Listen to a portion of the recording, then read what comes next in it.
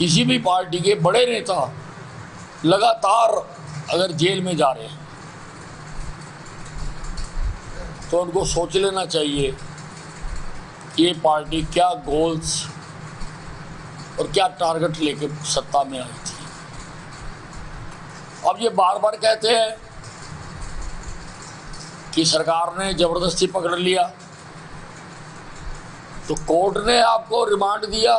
देखिए, दुर्भाग्यपूर्ण बात यह है कि ये शब्द उस नेता के मुंह से आ रहे हैं जिन्होंने न जाने कितने ही उग्रवादियों को पैदा किया। श्रीनगर में आज़ादी के बाद से कितने ही कत्ल हुए हैं। आज वो लोग महात्मा गांधी और गोडसे की बात करते हैं जिन्होंने देश का अमन और चैन छीन रखा है। देश को एकजुट करने की बजाय उसको अलग अलग टुकड़ों में बांटने का कुत्सित प्रयास है। 70 साल के बाद हम भारतीय होकर जीने चाहिए कि हम सब एक हैं, हम सब भारतीय हैं। और ये जो जातिगत सेंसस करवा रहे हैं, इसकी प्रामाणिकता क्या है? इसका मतलब तो ये हो गया कि सरकार के हाथ में रजिस्टर आ गया, जिसको चाहे वो जिस जाति में डाल दे, कोई प्रामाणिकता नहीं है।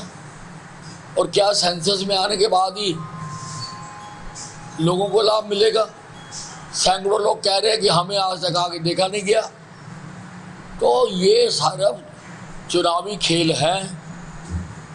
पहले भी हुआ था मंडल आयोग, और इन पार्टियों को जो जो सत्ता में रही हैं और आज जातिगत गणना की पैरवी कर रही हैं, उनको बताना चाहिए कि जितने जितने साल वो सत्ता में रहे उन्होंने इन जातियों के लिए क्या किया। किसी भी पार्टी के बड़े नेता लगातार अगर जेल में जा रहे हैं तो उनको सोच लेना चाहिए कि ये पार्टी क्या गोल्स और क्या टारगेट लेकर सत्ता में आई थी।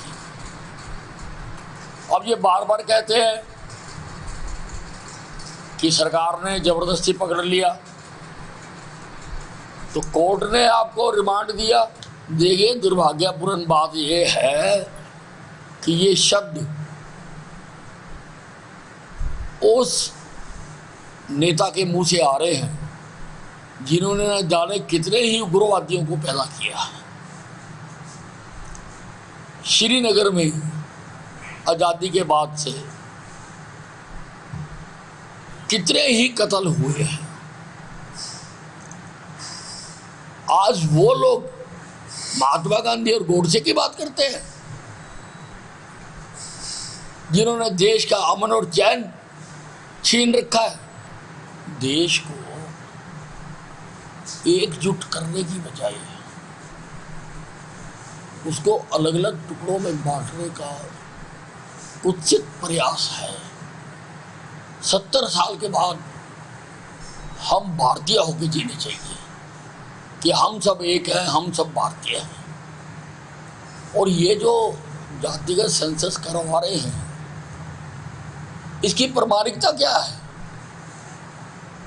इसका मतलब तो ये हो गया कि सरकार के हाथ में रजिस्टर आ गया, जिसको चाहे वो जिस जाति में डाल दे, कोई प्रामाणिकता नहीं है।